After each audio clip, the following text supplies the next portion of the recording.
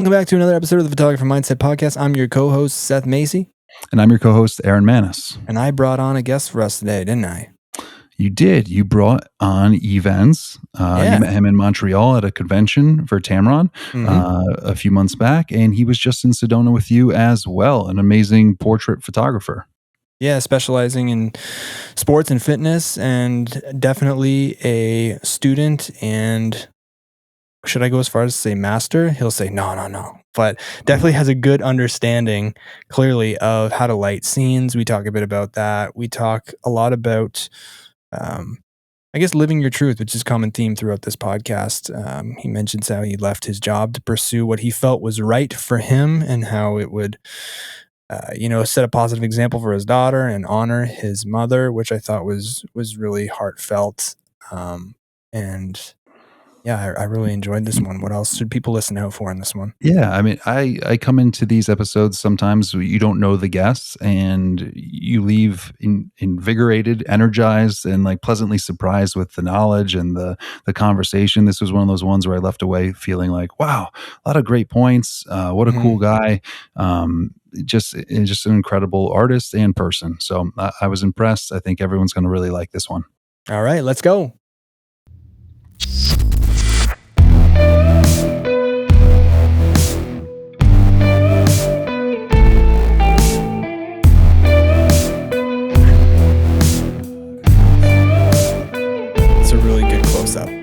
Yeah.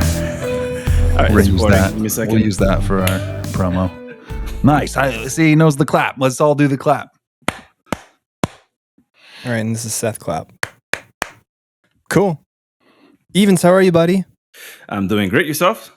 Thanks for coming on the show, man. I first met you when we did the photo expo in Brossard. My French was lacking. Yvens here helped me out a lot when I was trying to mingle with some of the expo goers. I learned Je suis désolé, mon français n'est pas super. I'm sorry, my French is not super. That's pretty good, actually. That was pretty good. Thank you very much. Met there, and then obviously Aaron, I was talking about in our last episode, just got back from Sedona, which you were jealous about. I know you don't want to hear it anymore, but we reconnected out there in the desert. It was a really quick 48 hours. Lots going on, shooting lots of red rocks. They brought models out to the desert. Yvens, I think you were busy, working the lighting like you clearly know how to do. We're going to talk about that today. But just first and foremost, thanks for coming on the show and agreeing to offer up your time, because that's the most valuable thing we have, right? That's right. It's the essence of our work, basically. That's right. Well, why don't we just start off plain and simple. Your journey as a photographer, how long you've been doing this, how you got to where you are today. I'm sure it hasn't been Rainbow Road. I'm sure there's been bumps along the way, and maybe how you developed the passion for your camera, videography, photography, whatever. Yeah. So it's a long story, but not long in essence. It's just I started basically back when I was in university. I was studying to be an accountant, and I still am an accountant, but I move away from it. I'll explain. So I had a friend that was in music videos. He needed help basically selling, organizing, being a production manager. And me being a kind of organized person, I decided to help him. And we produced together about 120 music videos. Wow. Mainly in our area, from a lot of French artists, because that's what we sell the most here. After doing all these videos, he decided to move his career to LA, leaving me hanging, basically. He had to move on and in order to grow, and I was staying here, and I was practicing my CPA career. Along the way, I decided, you know what? I'm not doing much right now. Let me pick up a camera for fun, and let's see how it goes. And then I got bitten. Started in 2012 with a camera. Went traveling, took some pictures, played with grading, played with Photoshop. Afterwards, after all of that, I decided, well, let me take it serious. I have some ideas I want to try. So I produced my own first work, which was a ballerina dancing. It was pretty cool. I liked the results, and because of all the exposure I had to music videos, it was kind of easy to me to get put together. And then I did that maybe as a part-time, like, weekend warrior really hard for 5 years. So basically from 2015 until 2020, I was just shooting weekends, nights, whenever I could for fun. Some little contracts here and there, but nothing too serious. Mhm. And again, practicing as a CPA at the same time. After 2020 October, I was in my computer looking at my Excel spreadsheet. It was maybe it was October, so maybe 7 months during the pandemic. I Mhm. was in Excel 7 hours a day. I wasn't doing anything creative. I had my barely 1 year old daughter to take care of while making a full job. My wife also works as a consultant, so we were both crazy busy. Mhm. And I hated breaking point. It says I can't do this anymore. If Mm. I'm not living the life or the creative life I know I can live, I'm not gonna make it. So I quit. 2 weeks later, started full time photography, and 3 years later, here I Wow. am. That's awesome. Can I ask you what goes on during that moment where you realize I just can't keep going on doing this? It's living a true life. I mean, again, I've been exposed because in my younger days, I used to work in hospitals, and you walk around the hospitals and you see those old people, and sometimes some people talk to you, and for some reasons, they really want to talk to you and give you advice, even though it's unsolicited. But again, you take it in, right, and it still leaves a little pebble, like an inception, a pebble in your Mhm. mind that stays there. And Right. most people regret doing things that they really wanted to try.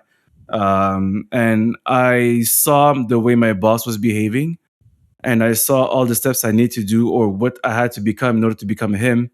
And I said, I can't do that. This is not me. This is not my personality. I am not living the true version of myself. So I decided it's time to move on and take the risk. We're okay financially. Luckily, we're doing okay. I mean, I'm not very worried about the future. I can just put in the effort, and I know my support system and my past decisions will help me. I mean, trek along this path and be okay at it, and be good, and actually make a living. Right. And so you make this jump. How do you, because I know a lot of listeners are at this phase, right, that you've just described. Maybe things aren't, they can see the trajectory of life and they go, That's not for me.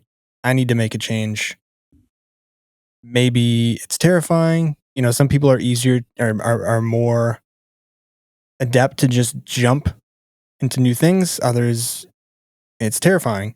So at this stage, how do you go about generating opportunities for yourself? Because at this stage, when you're just starting out, I mean, unless you have some prior connections, it's, work's not banging on your door, right? You have to go looking. Yeah. One lucky thing that I've been lucky as a weekend warrior is the ability to create your own work. You don't have to wait for the work to be falling on you. Right. You generate it first, and then maybe you can talk about it to some people. And again, your photography is just a waypoint to having those conversations that will help you move further along. And creating your own work is that first step. I mean, uh, how can I put this nicely? You could be call yourself a chef, but if you can't cook a decent meal, like no one will believe you, right? And then you have to first try to see it. And again, our work is we see it immediately who has talent, who maybe has less. So creating your own work first and doing these 5 years of just trying new things, crash testing. There's a lot of shoots that you haven't seen online from me because there's just been a total disaster. But that's because I'm building that experience, right? And all those good things that I had, those I'm going to refer to maybe JP Morgan. I'm not sure you guys know him. Mhm. Old school Mhm. photographer. He has a YouTube channel, pretty big. He says you need 3 good shoots in this subject or the genre that you want. The rest is afterwards. It's very easy to build.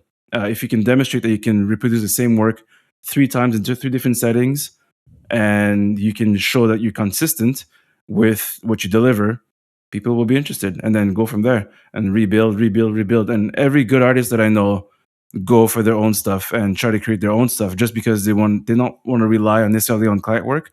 My client work is super boring, but my creative work is where I have the most fun. And I think those years of just trying new stuff, failing in your own terms, not on someone else's dime, proves that Mm. you're willing to invest versus like someone's going to take a risk on you. I mean, I don't like to take risks on people that I don't know, especially if they haven't proven themselves. And a good portfolio, a good network, talking to a lot of people is what is going to be the first step. Of course, there's a lot of steps in between, but I think the first crucial step is create work that people will want to buy first, and then we'll see. I love that. I've never heard that. Recreate, so that you can demonstrate that you can do really good work 3 times in a genre, and the rest is Yeah. easy. That's JP awesome. Morgan, not mine. JP Morgan again. I appreciate you curating that quote, though. That's awesome. Yeah, it's definitely a good a framework for anyone listening, and myself. Sometimes I've done that by accident. I think if I'm thinking back to certain things or building a portfolio, but if you're trying to build a portfolio or some work, and you have a goal to get 3 different, aspects, looks, different scenery, make that happen. Then you have a portfolio, like you said, you shows repetition. You can do it again. You can make it happen under different circumstances. It wasn't just a one-off thing. That's really smart. I like that. I like that a lot. Yeah, it's awesome. So, how do you find your way to what you do now, which is, sports brands, fitness athletes, portrait work? Did you experiment with other genres first, or did you kind of experiment within those genres and just continually improve? And follow-up question, what drew you to those specific areas of photography that you're doing now? Yeah. Because I think maybe I was like maybe tinted by the music video work I did before. So it was Mhm. always human. There's a human element. Music has unless you're doing even a band will have someone, or even a DJ will have some type of human element. And I think I've always been this way. It matches my personality set that I like the exploration of the human mind. And to Mhm. me, it's an excuse to the gateway. I used to be really shy when I was a kid. I wouldn't necessarily approach people. I would observe them from afar, and I found the camera is really introspective as it removes the layers the veneer, because some people get really nervous when they're in front of a lens, and that exploration or that this is just a tool for talking.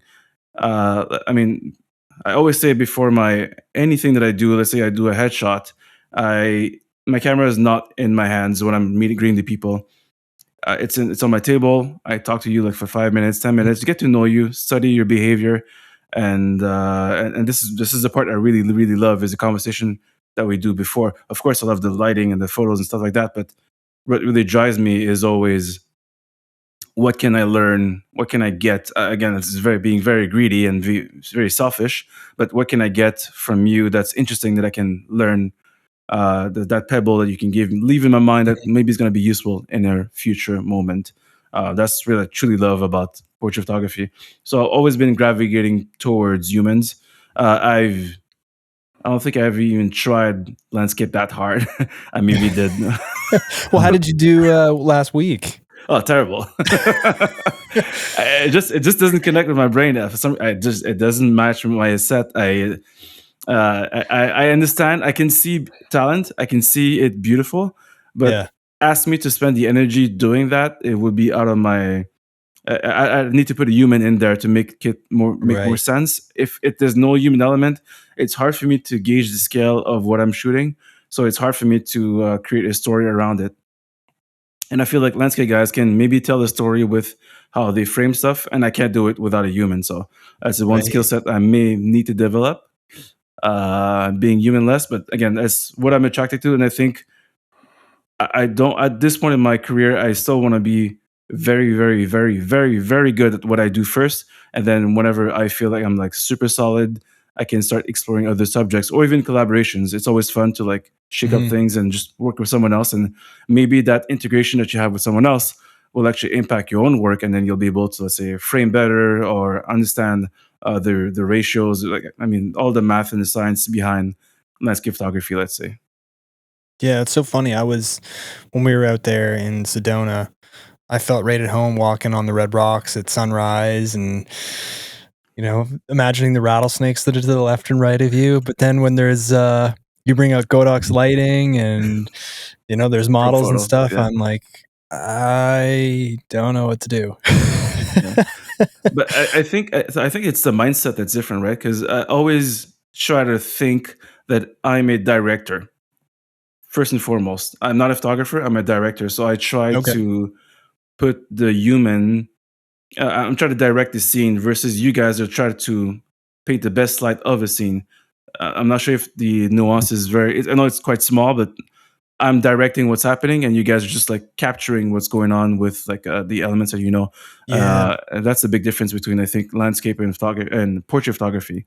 But Yeah. that might be why I feel so uncomfortable, like trying Right. to understand the immensity of a scene versus saying, okay, place your hand there, move your cheek left, right, or look up, look down, stuff like that. That's fairly easy for me. So Right. It's funny because with wildlife, nature, landscape photography, you got to make something out of what you get. mhm. Yeah. Whereas with what you're doing, you get to sculpt what you want. Yeah.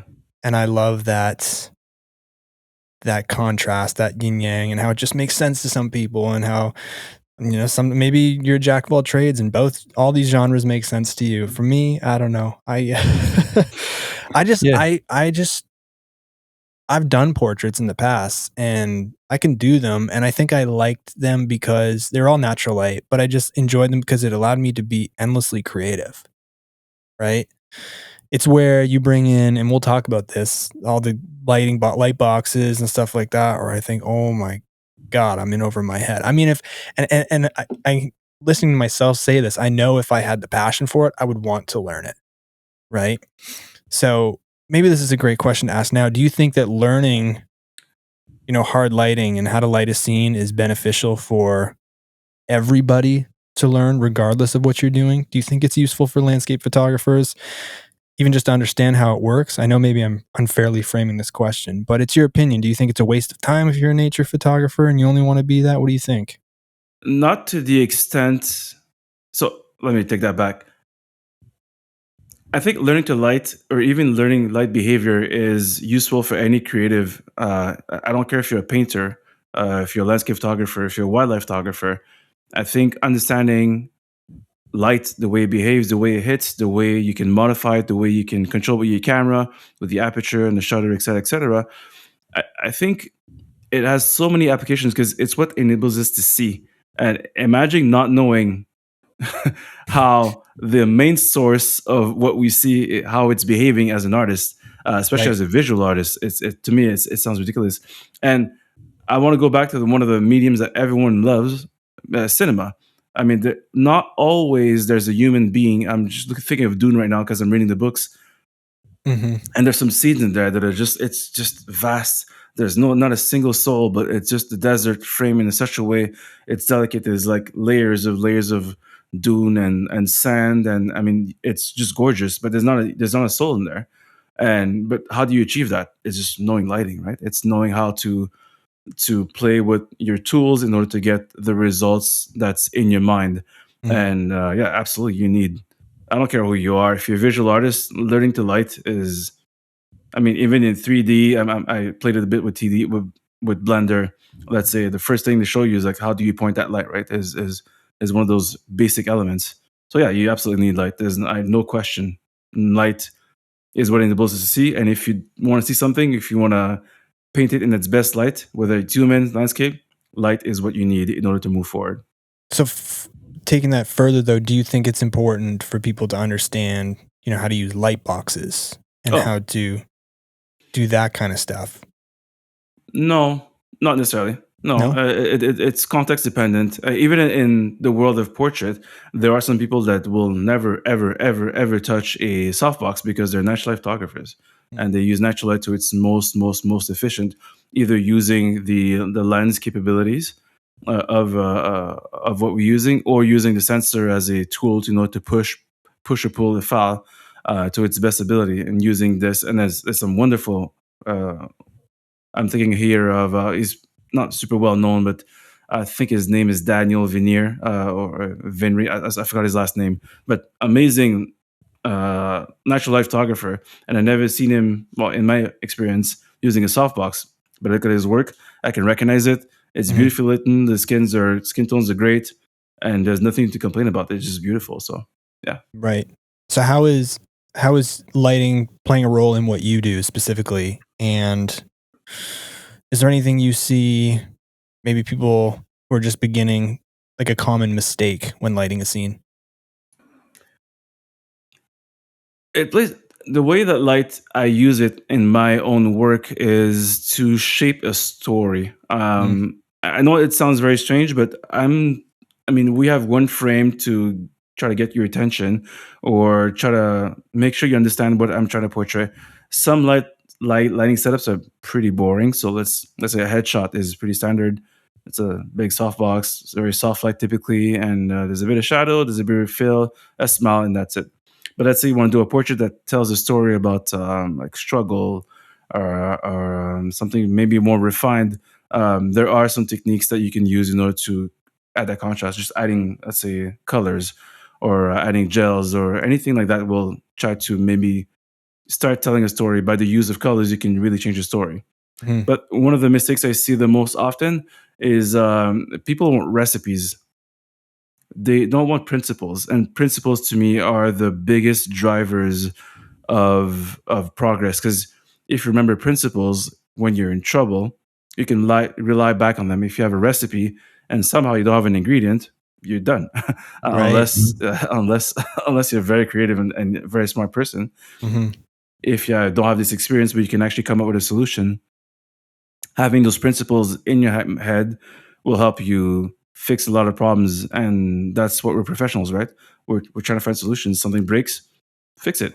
That they're paying you 150, 200 bucks, $250 an hour, like $2,000 a day to produce something. Produce it, like find a way, right? Right. So Mhm. that's what I think the mistake is too many recipes and not enough principles. Wow, that's It's awesome. really interesting stuff. If I could go back to the directing comment, Yep. I think that, I mean, that hit me as like, oh yeah, that's the problem for me.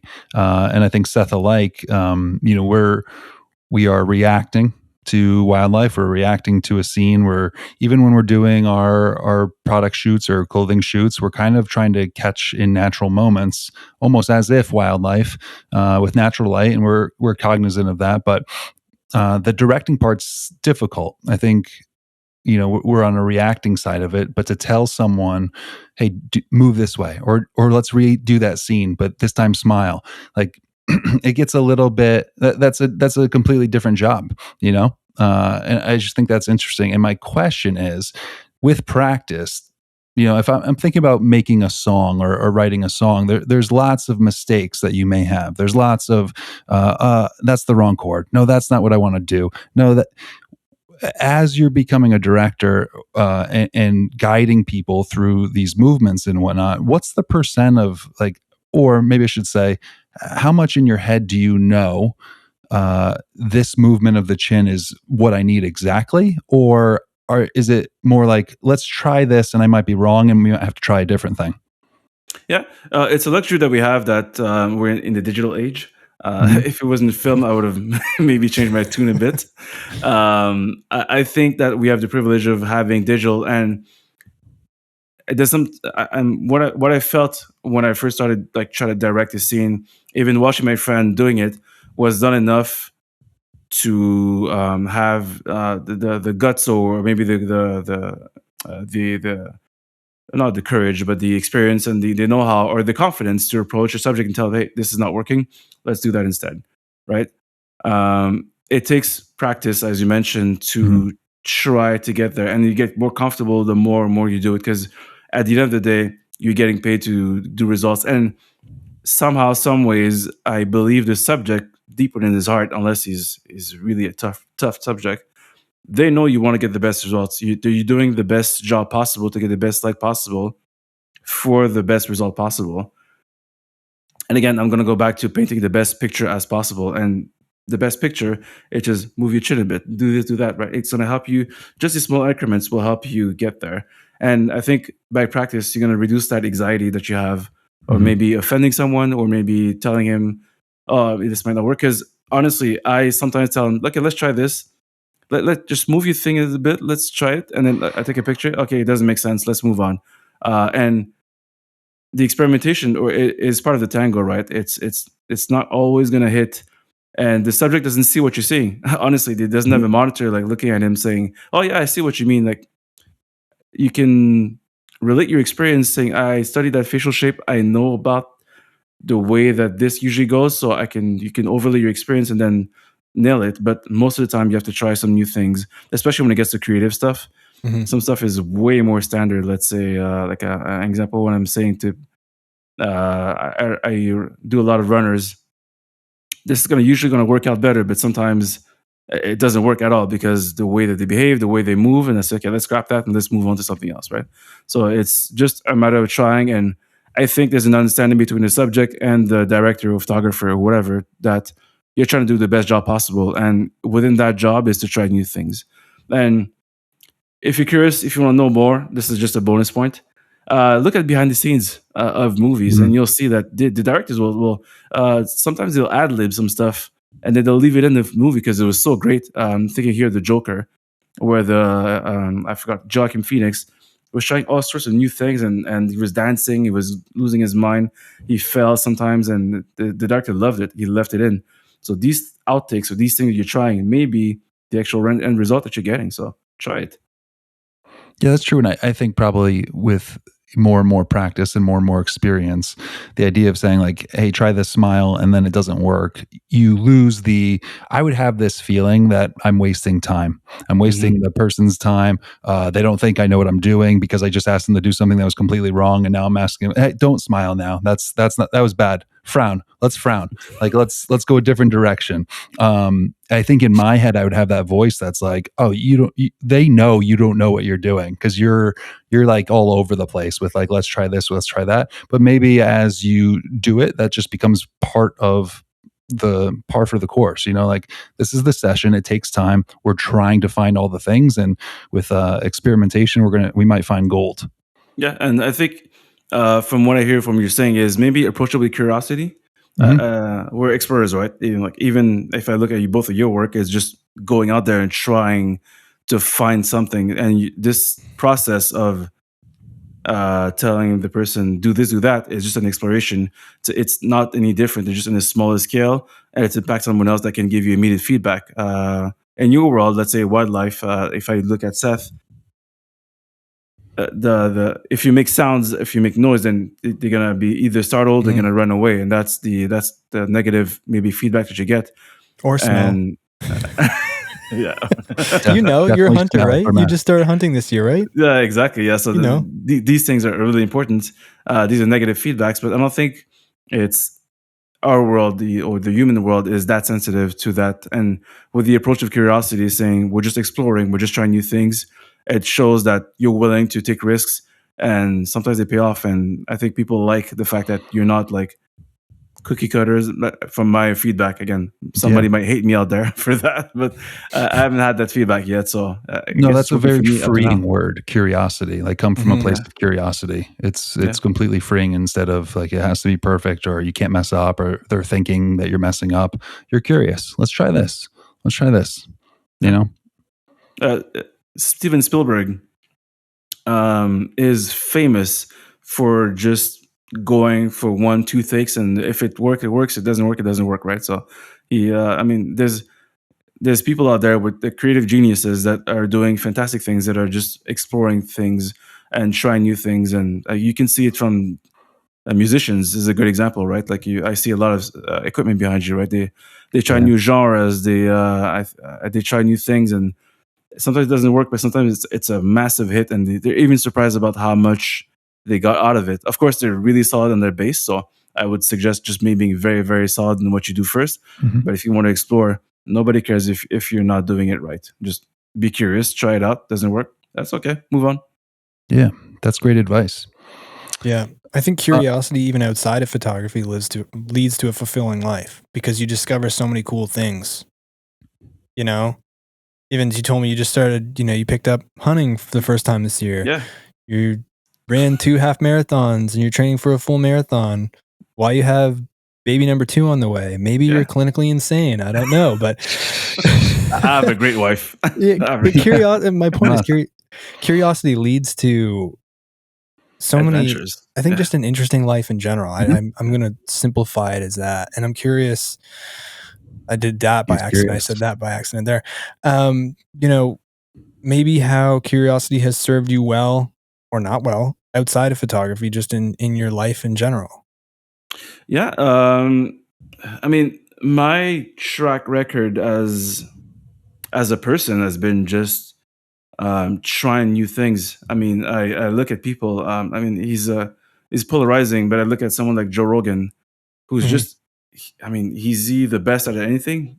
No, he's just excessively curious, and that's why people like him, because he has a wide range of people, from the scientific world to some knucklehead MMA guys I mean, to comedians, to philosophers, to religious leaders, to anyone that he'll talk to, right? Mhm. And that's what makes him interesting, is the curiosity. And as you said, I mean, imagine you're living a life, unless you really love it. And again, I just want to be disclaim that if you love something truly, truly, and then you're just really passionate about it, and that's the only thing you want to live, you won. Like, I mean, Right. Mhm. you hit the lottery. Like, no one can tell you otherwise. But if you always felt that there's something lacking, something missing, and you have your ground covered, your bases are covered, you can live, you can earn, you can live. No one's hunting after you, no one's running after you for some things. You're doing I like the word discipline equals freedom, right? Basic discipline is there, Mhm. and the rest you can just maybe search for it. You can try new things. That's why I picked up running this year, because I want to explore that. Right? It's my health has improved. My resting heart rate has decreased by 15 points just this year Mhm. by Wow. trying a thing that I hated. I really, Yep. really hated. Yeah. I hated running, It's the but worst. then You yeah, speak my language, man. it's the worst. But then I But then started it running. turns into the best. Exactly. Nope. It's and sometimes it is after running right after this interview. It's like 9:30 right now. I have to go run outside and Yeah. do a Love it. 10K, but I don't Wow. feel like doing it. But then as soon as I'm hitting the road, it's the best. It's the best thing that happened, right? Mhm. So it's those things that will teach you lessons. It's so awesome too. I mean, Aaron, we've talked about maybe, at one point going through curating some of our favorite quotes. Even said one, and I'm curious to know where you heard it, that discipline equals freedom, because I want to know if we heard it from the same place. But one of my other favorite ones is you heal the mind with the body. Like, people forget that often anxiety, stress, all those things can be ameliorated by just moving your body, like aerobic exercise. This whole separation of mind body to me is kind of insane. It's one interconnected thing. And that just made me think of that, when you said my resting heart rate's gone down, I have energy, it's 10 o'clock at night, I'm going to run 10K. I'm sure you didn't feel energized before you started, moving. No, no. It's also. I mean, I might sound like super settled and stuff like that, but I still have my doubts about some things, right? Of course, we all do, right? Yeah, we all have our anxieties, we all have our issues, and I'm far from the one that says I know everything. But I know that when I come back from a run, I come back from a workout, I, for some reasons, just spending that energy on something else makes my Mhm. problems feel that much smaller, and I could feel like I can really fight it. I can fight whatever is going on, Right. all the challenges, all the issues. Because as a creative, you'll face them. You'll see someone else that's like really talented. You're like, what am I doing wrong? Like, am I a hack or like why is this guy so good and I'm like I feel like average. But then I go for a run, come back, my mind is clear. He's not good. He's not better than me. He just has more experience, right? He has more of these adventures, more of these things, and I just need to put on the work and Mhm. shop on the work on my back and just Mhm. carry that weight. Mhm. Yeah, Aaron. there's so much room in the world for people that are willing to work hard, and everyone has different talents. Everyone has different. This musician's better than that musician. It's kind of opinion. So the photographer you're looking up to, or the content creation, everyone that's listening to this is looking up to and saying, that's so much better than what I'm doing. There might be hundreds, thousands of people that are saying the opposite out there and looking at your stuff, comparing to someone else's or their own and saying, wow, that's so much better. So I think it is a gradual grind and a gradual, staying with it. And as they say, comparison's the thief of joy. So if you're comparing too much to the external outside world, and it's giving you doubt or whatnot, it takes away from the process, and the process is the running 10K right now at 10 p.m. Like, that's the process. Is it going to be your best time that you're ever going to get? Is it going to be the world record for a 10K? No, but if you keep doing that instead of saying like, oh, it's late, I'm never going to beat that time, I'm going to go to bed early, forget about it. That's when you start to drift from the pack. So I think the process is the key, and being careful with that sort of comparison and clearing your mind is a great recipe for that. Mm-hmm. It's awesome. And on this topic, so straight on your website, it says you like to tell stories of struggle, hard work, and passion. So my question to you is, why is that important for you to document those things? And why is it important for people to understand and see that? It might be documenting your life or documenting someone else's moment. It might be a nugget. My grandmother passed away like a long time ago. She had dementia, and I I never feared that I had it. Again, I'm too young to know, but I always had this tingling sensation that, I mean, some people will be forgotten, right? Or you'll be forgotten, and maybe that's why we have kids. Maybe that's part of it, right? I'm not exactly sure, uh, but I don't like to live in a place of fear. I can do something about it, and Mhm. I have the curiosity and the talent to fight this thing. I've seen too many cases of people that, I mean, I have no memories. My mother passed away in 2014.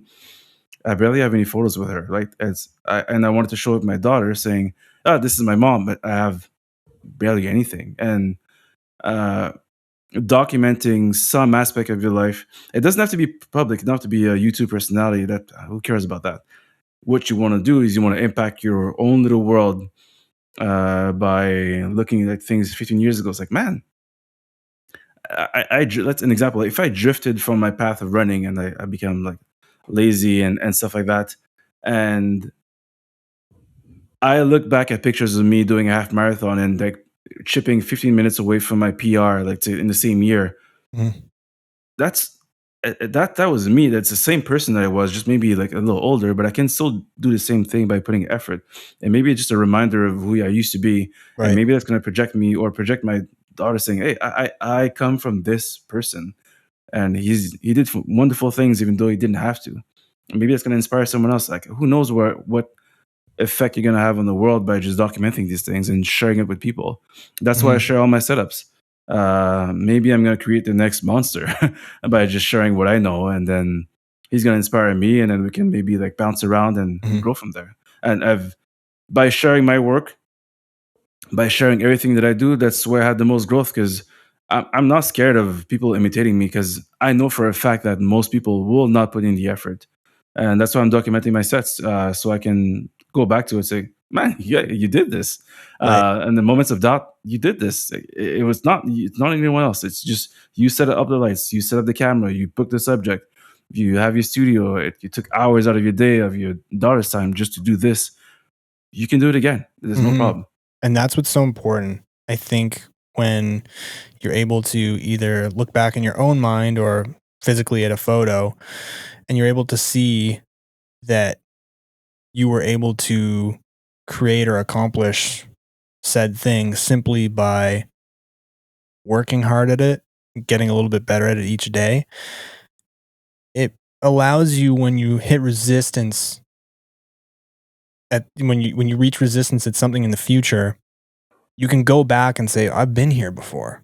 Yeah. Mhm. Yeah, I know what's needed in this moment to push through. And I mean, that's why I love running so much. I know people are tired of it, but it's so pure. You put your shoes on, that's a battle in itself. I'm going to tie my shoes and I got to go pound pavement for an hour, Especially in Canada. especially in Canada where it's minus 30. Like, And that in itself Connecticut. is a battle. And then you'd finish it, and then you see the rewards of that in your health. And it's just so pure, because effort equals improvement. And then when you reach resistance with a photo client or a relationship or name anything, you say, I've been here before. I know what I need to do. I need to put my shoes on. I need to just do it. Mhm. Yeah. I need to just do it. Yeah. And I There's think, this. Stoic principle. Sorry, I'm cutting you off, Seth. No, go ahead. Stoic principle is saying the path is the way. There's no way to beat around it. You have to go forward. That's the only thing you can do. Is the path is the way. Is just move along. That's it. Yeah, and the Ryan Holiday book, "The Obstacle is the Way." The obstacle is the way. Sorry, yeah, thank you. That too, but I mean, I'm not changing the quote. It might be a different quote, but like usually the hardship is the way. Yeah, to that other side. And what did I say? The magic's on the other side of like all that work. It really does in so many reasons.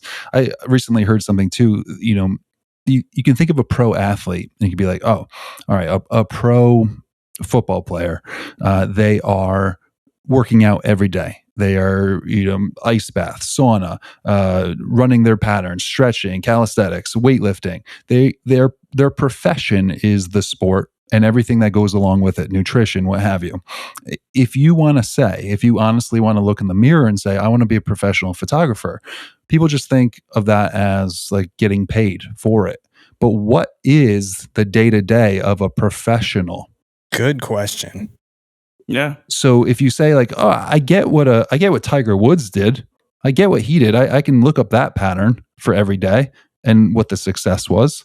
And if I want to be a professional photographer, what's the parallel to that? Am I waking up at 4 and doing what? Am I waking up at 5 and doing what? How many YouTube things am I studying? How many new skills am I learning? How many clients have I reached out to day after day after day versus just saying, I want to be pro?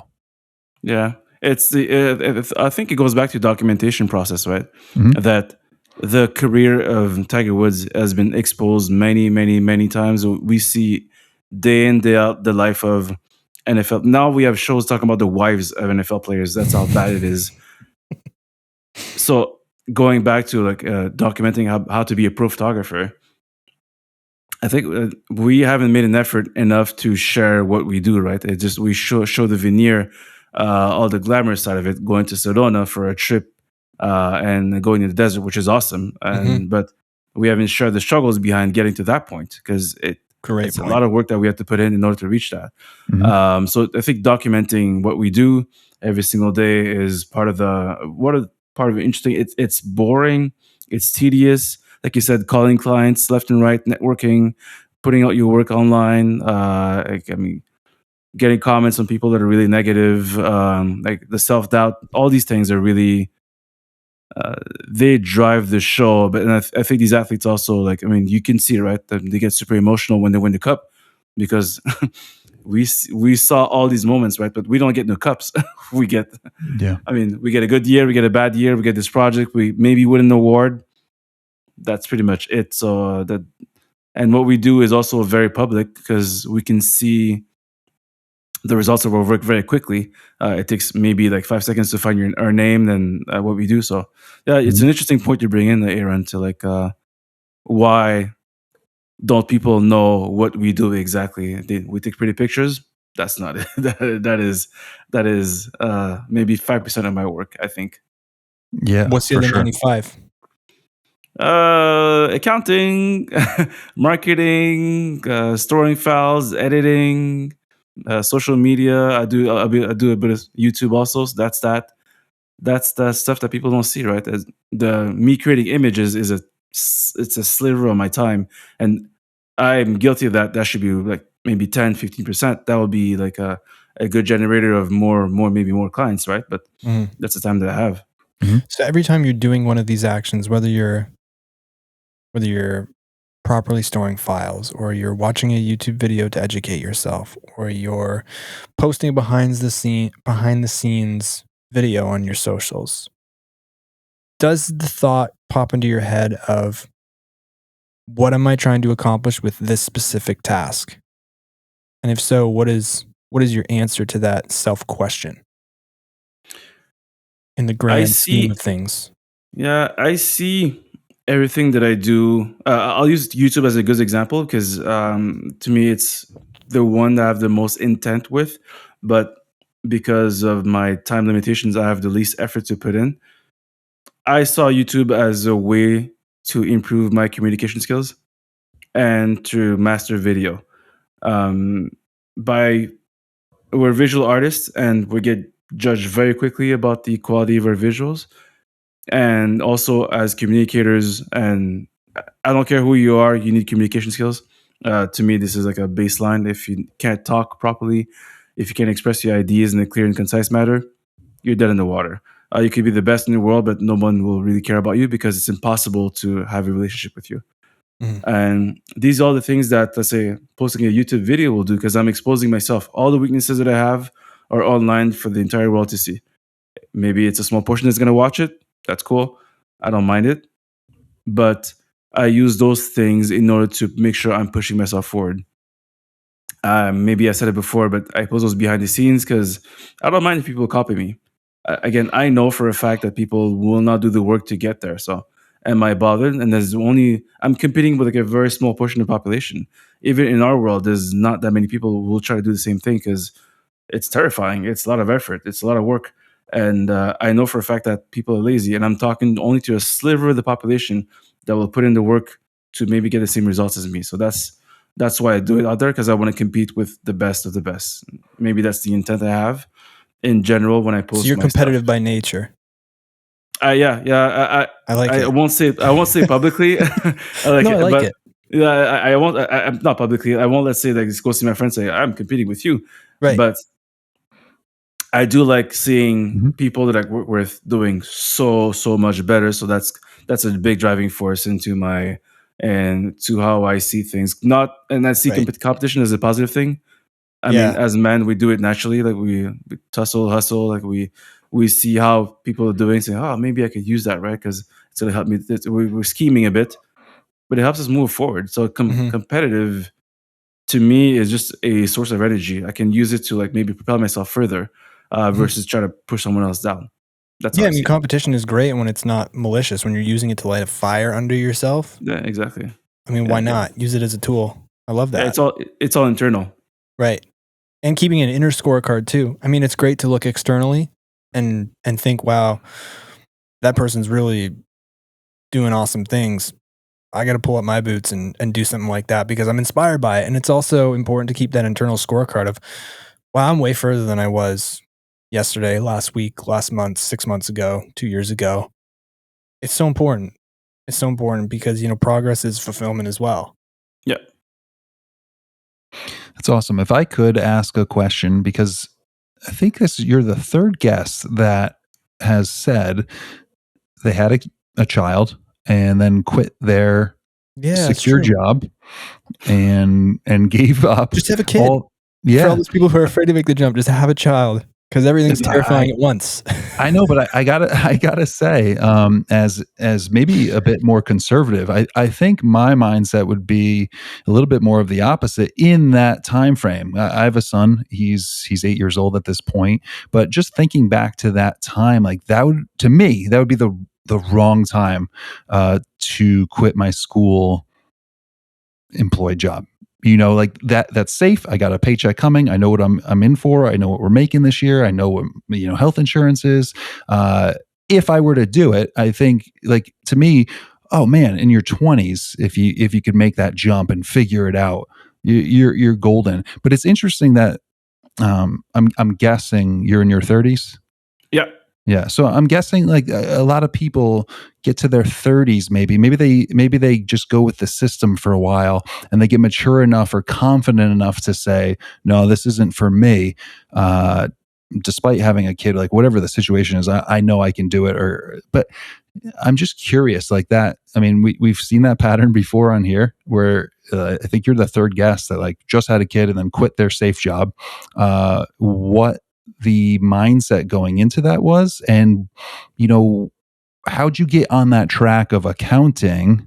I think we all know the answer of like the just you're on the conveyor belt of life, but where's that moment where you're like, uh, safe or not safe? Like I have to do this. I think my move from being a CPA or an accountant to become a photographer, although it sounded risky, honestly, it wasn't. For a couple of things, I made good decisions in my life. Hmm. I do have things that backs me up. I have an awesome wife. We've been together for 20. It's going to be 20 years we've been together.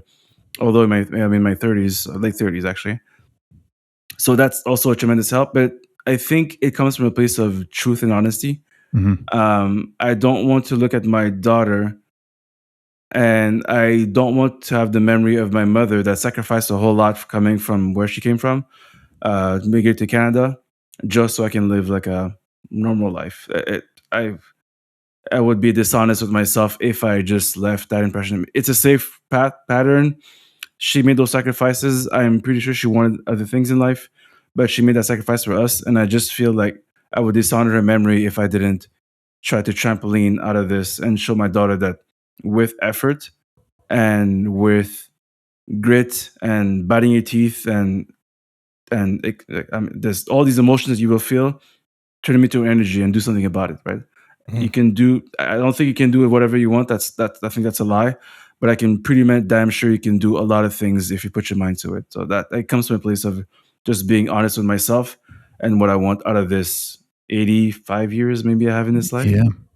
Seth and I talk about alignment all the time, being in alignment with who you are, what you're believing in, the talk that you talk and the walk that you walk, and the feelings that you feel. And if any of those are out of alignment, I truly believe that's where anxiety comes in, depression, stress, because you're living a life that you're not either thrilled with or you don't believe in, or you just it doesn't fit and it doesn't work well, so I'm totally with you.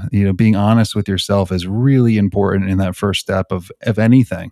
We talk about the why, the why for many things. Why do we love photography? Why do we want to pursue clients? Why do we want to learn videography? Why do we want to do anything day to day? Why do we want to go run 10K tonight? Understanding that, and then oh yeah.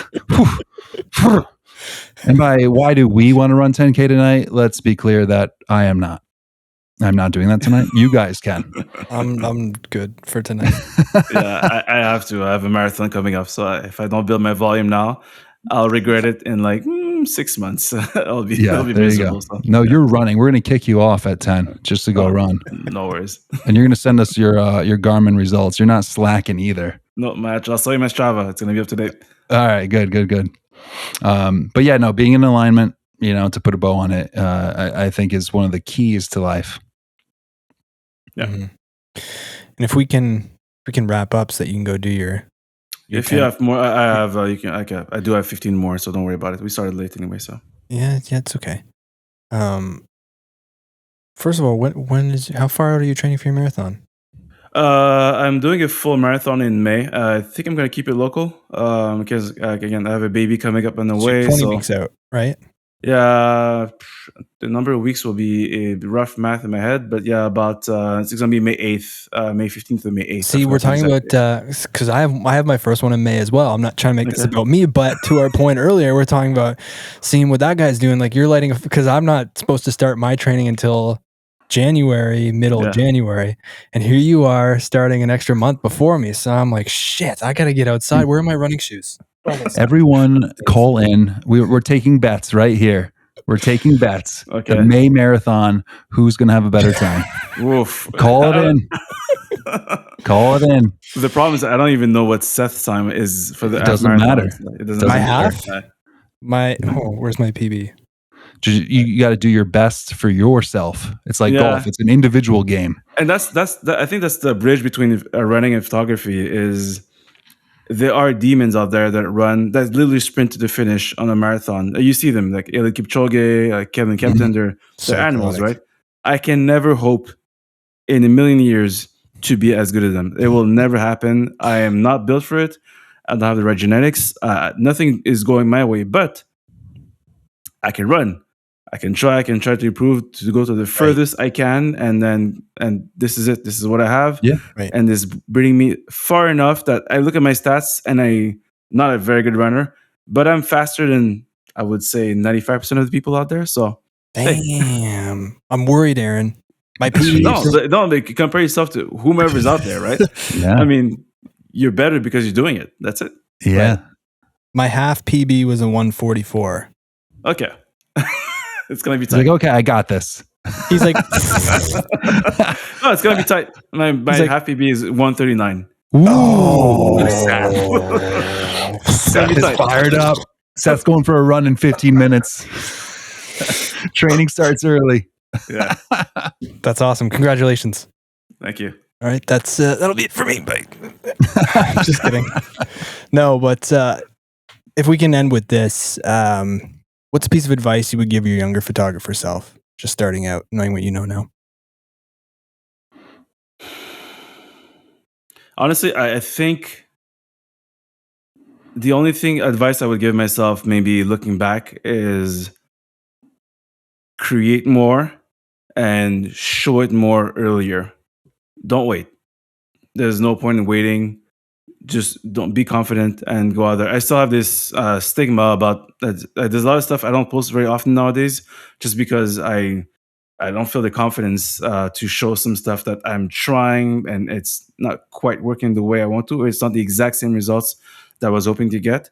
So the same advice I would give myself back then is the same I would apply to me now. Just show your work, get out there, try stuff, fail hard, fail fast, and move on. It's the only way we can move forward, or else people are going to catch up and you'll be left behind. Yvens, thanks so much, man. Thanks so much for your time today. Links to all his socials will be in the episode description, and we appreciate your time today, man. Thank you guys for having me. It's been a real pleasure. Great meeting you.